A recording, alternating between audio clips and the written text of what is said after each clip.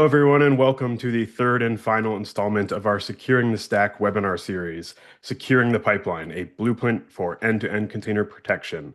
My name is Evan, and I'll once again be your moderator for today's session.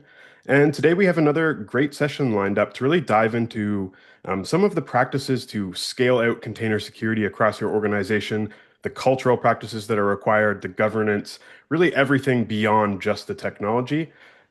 Just a bit of quick housekeeping before we get started. Just so everyone knows, this session will be recorded and we will send it out following the call. So there's no need to worry if you miss anything or need to step away for a moment. And if you do have any questions during today's session, please feel free to make use of the Zoom question functionality or just drop your question in the chat. We will be monitoring it. And we'll hopefully leave about, 5 or 10 minutes at the end of the session to get those answered. Without further ado, I'd love to introduce the great speakers we have on the call today. Eric and Morris, do you want to maybe spend a couple minutes, just tell us your name and what you do at Active State? And maybe, Eric, we can start with you. Yeah, thanks a lot, everybody. Eric Gallagher, account executive here at Active State. Really excited to dig into container security and how Active State can help position organizations for success. And hi, my name is Maurice Chen. I'm the VP of Customer Success, based here in California. Started as a developer, moved to customer success. So this is something that is very close and dear to my heart as we engage with customers, specifically the DevOps industry. So pleasure meeting all of you. Awesome. So let's get these slides out of here so we can focus on our chat. Eric, you weren't here in our last session, but really, in the webinar before this, what we did is we sort of went into some detail about some of the techniques that teams are using to, basically secure their container images. So we talked about things like the value of doing minimization and sort of reducing the surface area of your container. We talked about image hardening, and I think we also jumped into some of the benefits of building from source and what that affords you. What we didn't really get into, and what I really want to focus on today, is how do you take those things and how do you scale them across, the organization, the software development practice across your team, especially from this sort of governance and compliance point of view, where you may have or be bound by a bunch of, regulations or restrictions or guidelines that make this more challenging. And so, in this series, we talked a lot about tools and technology. And so I think maybe to kick this conversation off, it might be nice that, if you could just walk me through some of the policies in place you've seen around container security or open source usage more broadly in some of our customers and, organizations we work with on a daily basis. Yeah, it's a great question, Ev. And I think, policies and enforcement are going to be critical. And what I've seen from a lot of the organizations that I work with is just this kind of shift toward greater levels of governance over the open source usage that, they're bringing into the organization and passing downstream into production as well. And, when you think historically, developers have essentially been given carte blanche to use just about any open source package in their builds, but the environment, there's just way too many supply chain attacks for that to be a viable path going forward for any enterprise, right? And so I'm seeing more formal policies being put in place around usage of approved sources of open source and base images, creation of more open source program offices to help increase the transparency and visibility that organizations have into what their teams are using, and greater emphasis on SBOM requirements, especially for government contractors or heavily regulated industries. And so ultimately, what I'm seeing is more of this policy or this mindset shift from the idea of pull whatever works to a more controlled, more transparent, more governed approach to leveraging open source in the organization. Cool. That makes a lot of sense. And so I guess a follow-up to that would be, I kind of phrase the question as, what are you seeing around open source? Obviously, when we talk kind of more specifically about container images, there's a lot of open source in container images, whether it's, the operating system itself or some of the packages you might include within that. If I'm doing the work to, maybe we described in the past webinars to go about securing my containers, or maybe I'm looking at a solution to do that for me, with governance in mind, like what are the things I need to make sure are present? Is there anything specific I'm looking for to include or sort of build into my pipeline to secure these container images?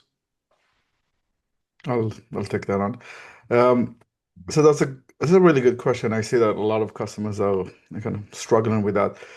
I think Eric started talking about the different layers and what goes into that. I would actually um, provide a little bit of a deep dive. I would say that especially when it comes to containers, understanding where the container came from, what's the origin of the base container. I kind of split it into three. There is the base container, which is the operating system and what's provided there. There is the second layer, which would normally be either the language that you need, with Python, Node, Go, and so on. The layer on top of it would be sometimes application layers, could be like an Nginx, um, or any other open source application. And on top of it, usually you will put your own code.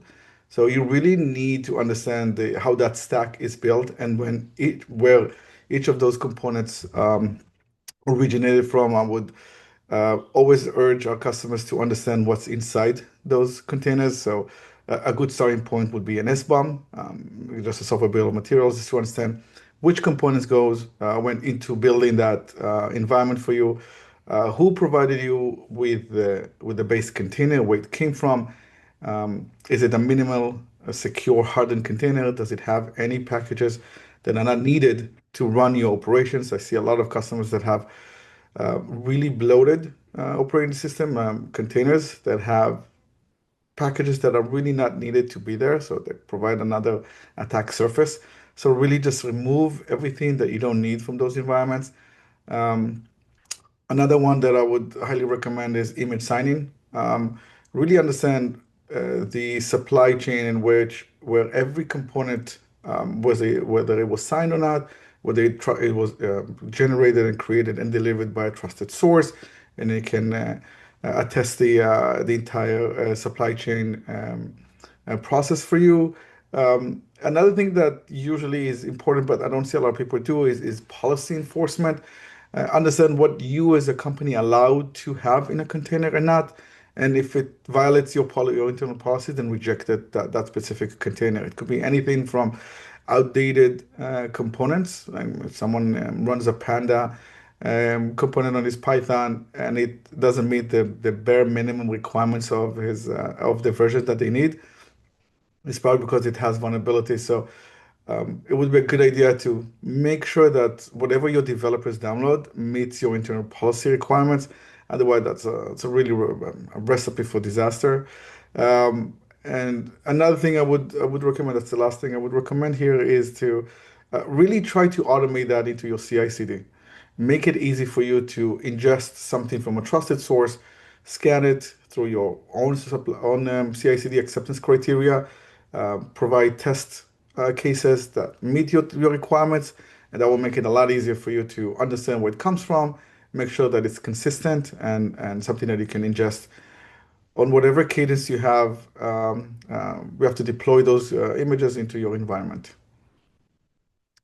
Awesome. So, I mean, Morris, you talked a lot about like a bunch of different things, whether it's S-bombs or image signing, or even sort of going back to the principles of doing, the minimization and the supply chain of what's actually making it into your container. And so I think from my perspective, being in the marketing world, it's like that's a lot of things you got to go figure out and care about. And automation too, actually building that into your pipeline in a way that isn't so hands-on. So I guess the question I would ask is, across that life cycle of container development and security, like where are organizations really struggling today? Like where does that process sort of fall down for, whether it's customers we're talking to, anyone out in the field today? Like from your perspective, where do you see that process really starting to create a bottleneck for customers? And I think maybe Eric and Morris, this would be a great question for both of your perspective as Yeah, well. we see a lot. I'll take a little bit of I'll take a shot at answering that question, but I'll defer to Eric as well. From my point of view, it's really who owns what, and there is a misconception that one team owns all of it. Right. DevOps own all of it, or engineering or security owns all of it. But it's really a combination of a couple of teams that really need to collaborate together to understand the requirements, what they need. Even the automation is something that can be worked on together. But um, we always have to remember, and this is something I always have to remember personally, is that the DevOps world is busy. There's a lot of things that those teams have to remember. There's a lot of tools that are being used.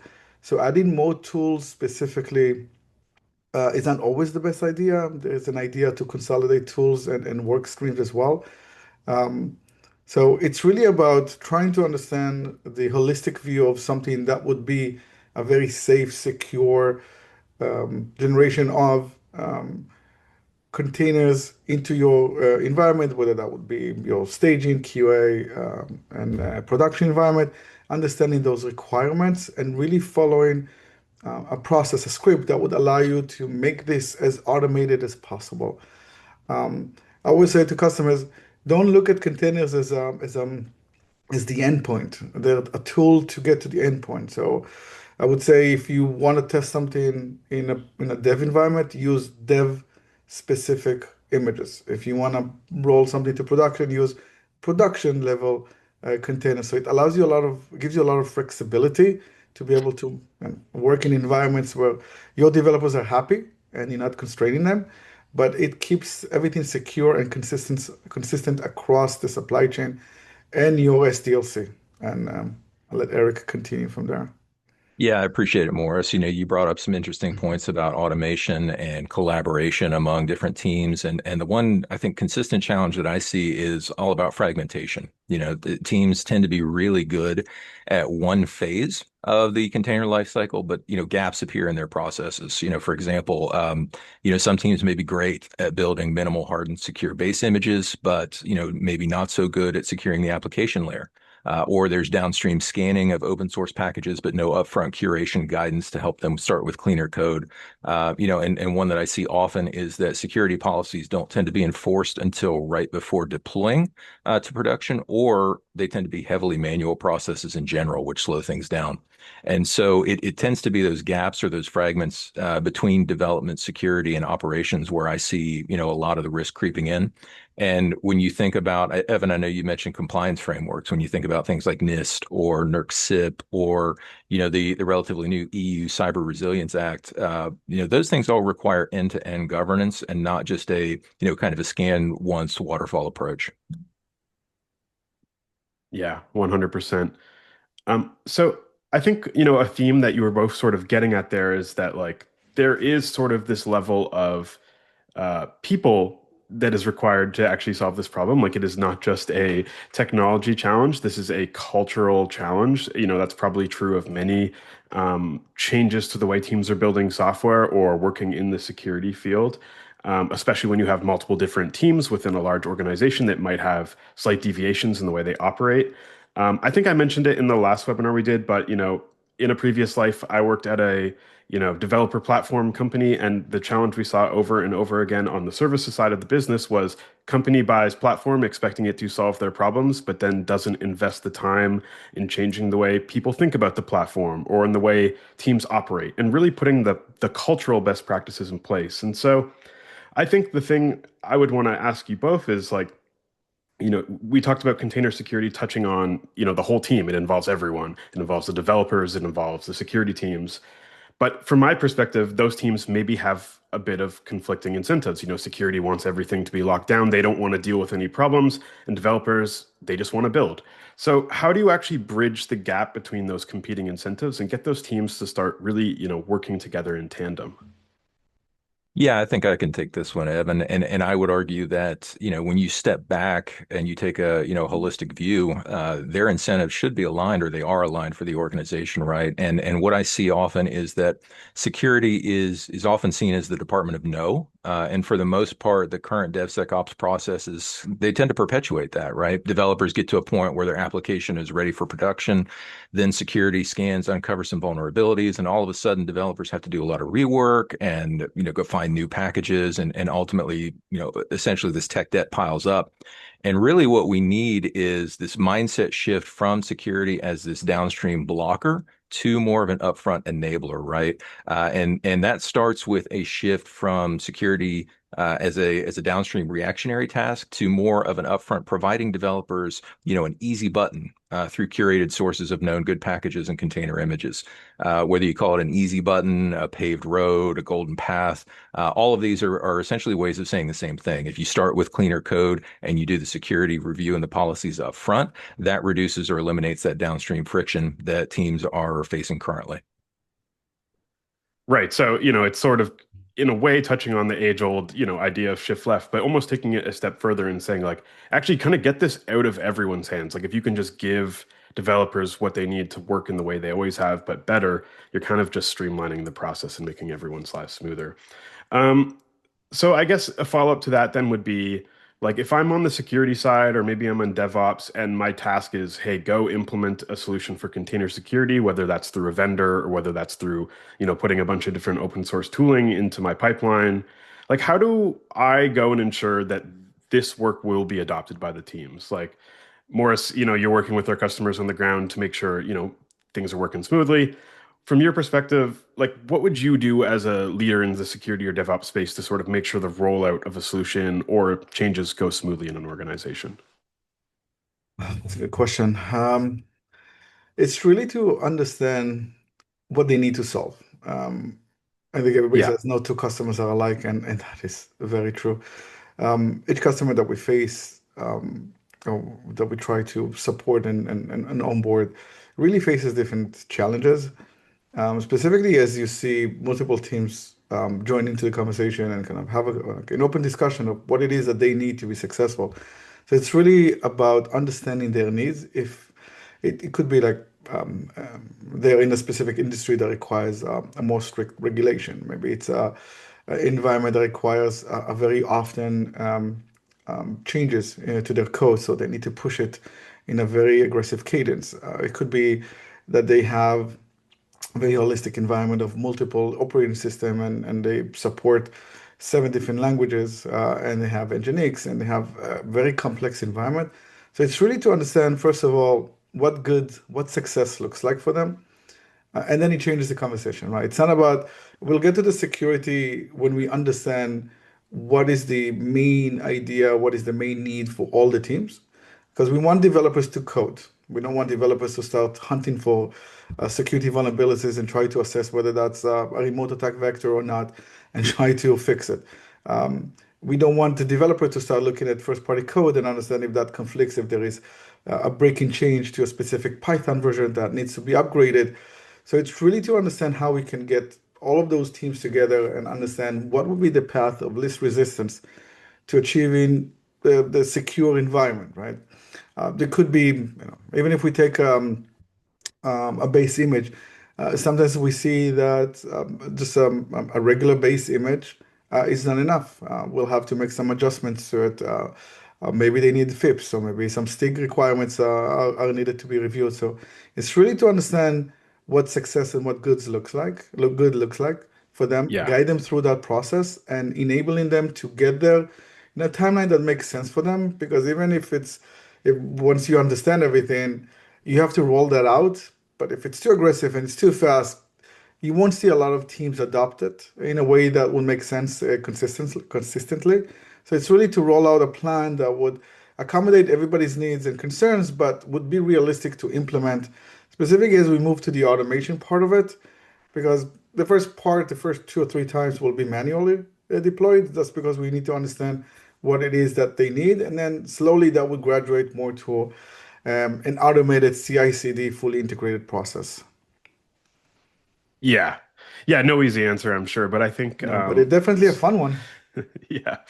And I think too, like some of the subtext of what you just said is sort of like the developers or the DevOps teams, like they are sort of your customers when you're rolling out a solution, and you need to listen to like what is going to drive value for that team and that person and focus on doubling down on communicating the value to your team. And I think that is true of adopting any solution. So I think that is a great answer. Okay, so last thing is, we've had three webinars on this topic. We've sort of jumped around from implementing technology to best practices. I know it's a lot and I don't think we'll accomplish it perfectly here, but I think it would be great, Morris, if like I'm a customer, maybe I've been listening along, I want to go tomorrow, start figuring out what to do with container security. What is my game plan to sort of take this from a new initiative to something that you can start to scale across, whether you're using Kubernetes or, something that's rolled out across your entire organization? And obviously, we're not going to cover every little detail here, but I'd love just to get your perspective on like where do you start tackling this problem? You know, what's the next step, and maybe like how do you approach moving that into the future? So yeah, that this is a question that it's a question that I'm more than happy to talk about for like 3 hours. Yeah. Um, Understand your environment first of all and your needs. What we see, and this is more from feedback and experiences that we see with customers, is they might have run a tool, whether that's Wiz, Sneak, or any type of tool that looks at vulnerabilities into their environment, and they get a very scary report. The report shows them house is on fire, the roof is about to collapse. They have tens of thousands or thousands of vulnerabilities, and then they struggle to kind of understand what they need to do. I think a good starting point would be to understand what your environment looks like.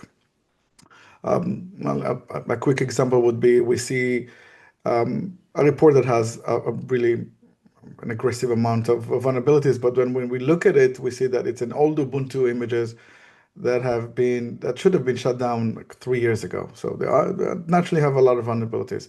So it's really to understand what do you have in your environment, what is needed to sustain that environment, and I really would urge our customers and prospects to take a look at those layered approaches.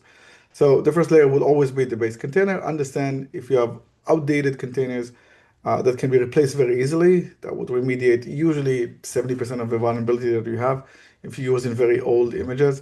And then understand the languages and the complex requirements that you have in those languages, whether that's Go, Python, Node, and so on.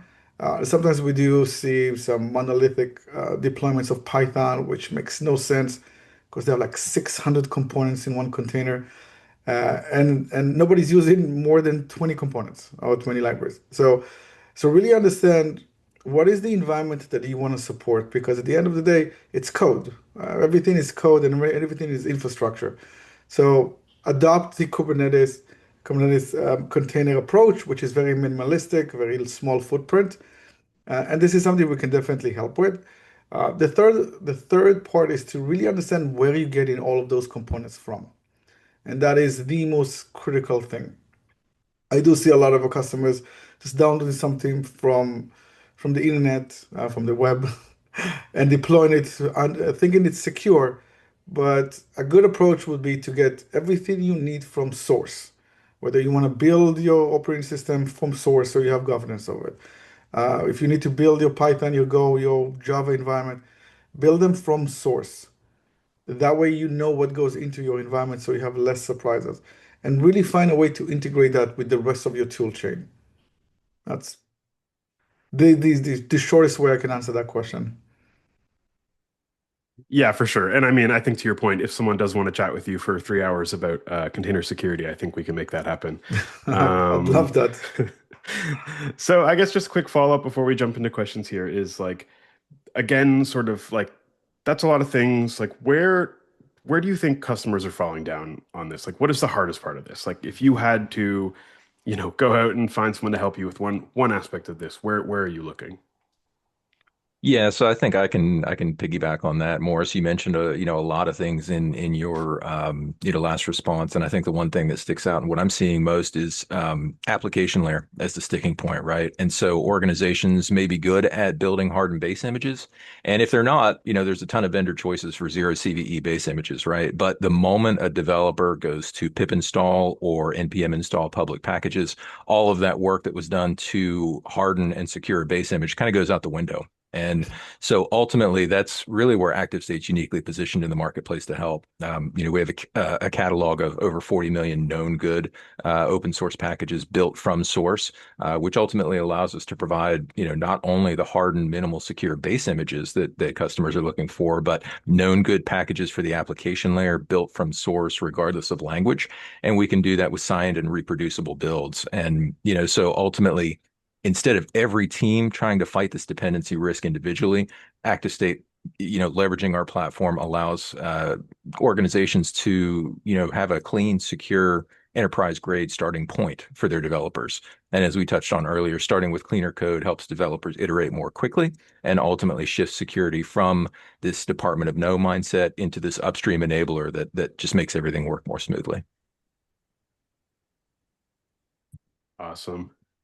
Okay, so I think we're right on time here. So I'm going to um, get us back on the sharing. And yeah, so just if anyone has a question, definitely encourage you to please use the Zoom question functionality in the bottom of the window here, or just drop it in the chat. I'll take a look and we can pass on those questions. But maybe just to get things going, while we wait a second for questions to come in, I'll ask a question. And it's sort of going back to the governance that we talked about earlier on in this webinar. The question is just like, should you focus on handling the sort of container security challenge, like the technical stuff, the minimization, the hardening first? Or is it better to sort of go as a team and say, like, here are the policies, here are the governance we want to put in place and start there? Like, what does that order of operations look like for sort of the best outcome? Yeah, I think I can provide some context there. So, most teams want to start by fixing the containers that they already have. And, when you think about that, it feels logical, but this Yeah, tends to lead to this treadmill of technical debt, right? If you think about it this way, if you have a leaky faucet, why would you clean up the mess until you've actually stopped the leak to begin with, right? And so high performing organizations that I'm working with are essentially flipping that script, right? They're looking at governance first, curation first, and then fixing and rebuilding the existing containers second. And when you employ this governance and enhanced policies, things like curated approved base container images, allowed or curated packages built from source, enhanced SBOM requirements and signing policies, all of those things stop those leaks that are coming into your organization. And then when you have those things in place, the cleanup essentially becomes kind of a one-time exercise to clean up your existing containers instead of this perpetual treadmill that you get stuck on, right? So when you tend to skip governance or push it toward the end, you get stuck in a reactive mode. right. That makes sense. And I would add one more thing to that. That's a great answer. This is what I tell our customers as well. You're not alone. This is something we've been doing for a very long time. So we have many playbooks that we can implement very quickly. Even a base container, it's something that at this point is very table stakes. It's something that we can very easily customize even for their needs, but they don't have to start from scratch. It's not something that customers should solve by themselves. Even if a little bit of guidance is needed just to shorten the discovery cycle, it's something that removes a lot of pain from the process. Um, just taking a look at an SBOM, and I can't stress this enough when I join a call with a customer and they have a very worried expression on their face because they got an SBOM with many components, and the report that they have from the tool that they're using is showing them at least 3 months of work. A lot of it is very easily remediated. So it's not always as bad as it seems, but you really need some guidance to understand how to interpret those requirements, because a lot of those tools will give you where the state is today and how bad it is, but they're not going to tell you what you need to do to remediate those specific vulnerabilities and how to remediate them in your environment. So a little bit of guidance, a playbook that has worked multiple times before, can really help them understand the fastest path moving forward. Awesome. So real quick, I think we have time for one more quick question, and there's one that's I think worth answering here, and it's what is the ROI on implementing this? Like, how do you go and justify to your stakeholder, your budget owner, to start implementing any of this? I'm smiling because this is an Eric answer. No, Eric is the master of answering that question. So go ahead, Eric. I appreciate that. And Evan, that is a great question, right? And so most teams try to justify security or container security by talking, fewer vulnerabilities equals better hygiene. But when you think about, stepping back to the organization as a whole, leadership doesn't tend to buy that because it ultimately sounds like more cost to reduce this theoretical risk, right? And the ROI is actually much simpler than that, and it's much bigger than that, and it's based on three pillars. Number one is going to be risk avoidance, right? When you have a compromised container image, that can essentially provide lateral movement throughout the organization, which can ultimately lead to millions in downtime, incident response, and regulatory costs. So that's number one, right? Number two is going to be velocity gains, which I think is the part that most teams underestimate. Developers can move more quickly when they don't have to worry about security. And ultimately, number three is going to be compliance efficiency, right? These regulated industries are spending a ton of time them, providing and proving where the software that they build comes from. And so if you can start with cleaner code up front, that becomes a much easier exercise, and security becomes more of a revenue enabler than a cost center.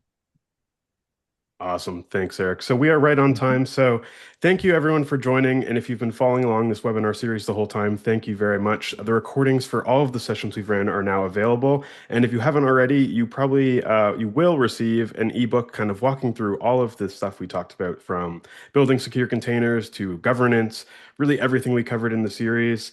So thank you very much again, everyone, for joining us. Thank you to Eric. Thank you to Morris for jumping on this call. And just quickly, I want to call out, if you want to jumpstart some of the work we've been talking about, we just released a brand new container image catalog with a whole bunch of free to use latest versions of a variety of different base images for programming languages, frameworks, and applications. So please take a look at that, check it out. And thank you again, everyone. We will see you again on the next webinar series. Until then, hope everyone has a great Thanksgiving, and I'll see you next time.